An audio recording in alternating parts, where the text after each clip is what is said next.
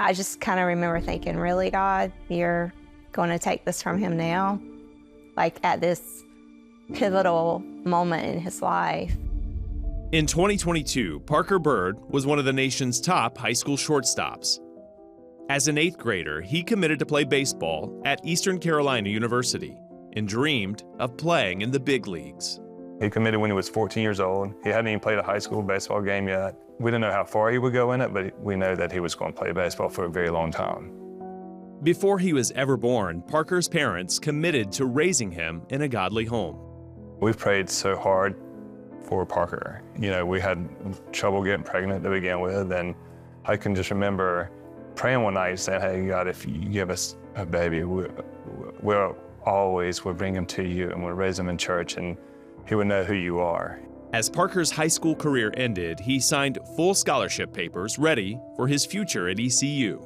He did it on home plate and, you know, surrounded by his family and his teammates and, you know, sitting there with his high school baseball hat and his college baseball hat and, you know, just thinking of the 4 years that we waited because he committed so early, it felt like he was committed to ECU forever. Parker's dream of playing high-level college baseball was right in front of him. However, just weeks before he stepped onto the ECU campus, something happened that would not only threaten his playing career, but change his entire life. 4 teammates went to the river house. And so Parker's out on the tube that day and he had fallen off the tube and he was swimming back to the boat. And when he got close to the boat got put in reverse and the propeller hit both of his legs and his left hand, but the propeller cut one of his main arteries in his right leg.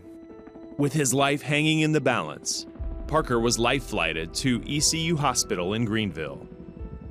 His girlfriend at the time actually called Jeff and said, Jeff, you have to get to Greenville. There's been an accident. Parker's been ran over by the boat, and I think he's dying. I'm sure that there was probably a pit in your stomach when you heard that.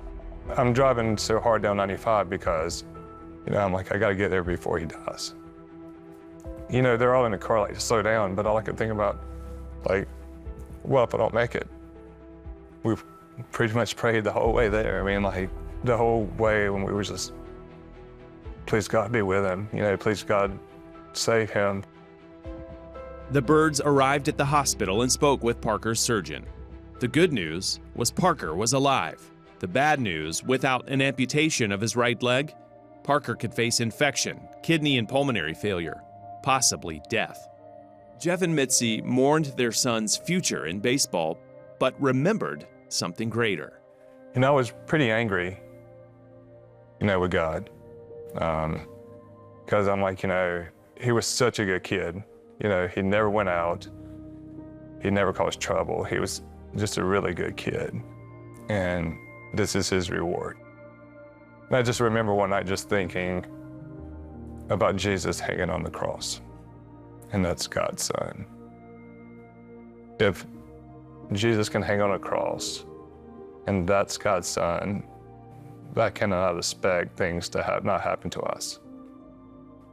And, you know, that was the moment I realized whatever God's plan is, we're going to show glory and hope in it. I just want to keep living. I think he came in very early that morning and said, hey, like, we can either continue on this medicine that we have you on right now, and which isn't working at all, and you'll end up dying, or we can amputate your right lower extremity. And I was like, hey, I want to keep living in life. Definitely a lot of questions, because you're like, well, God, why am I here? What are you doing? But eventually, his plan's always greater than yours. Parker endured 22 surgeries and extensive rehab. His goal, though ambitious, was to make a comeback and play college baseball. As soon as he came home from the hospital the very next day, he said, can we go to the batting cage? We just go to the batting cage, and he sits there with a bat on his shoulder in a wheelchair and watches balls go by. Eventually, he got to a walker, and this goes on for weeks. And then months, he gets better. He's now on crutches. You know, 4 months after his amputation, he gets fitted for a prosthetic. And of course, that night we go to the batting cage for the first time with 2 legs again. And you know, it was almost like watching him walk for the very first time as a baby. And you know, you're just so proud. On February 16th this year, just 19 months after losing his leg, Parker became the first Division I college baseball player to play a game with a prosthetic leg. A moment his family will never forget.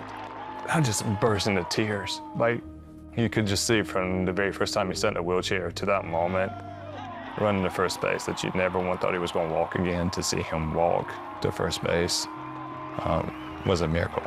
I mean, it was just a powerful moment. Just to prove people that I'm still here, I'm still Parker, I'm still a baseball player. Just even though difficult things happen in life and adversity hits you, doesn't mean just to give up. Because if you just continue to work hard, then his plan is greater than ours.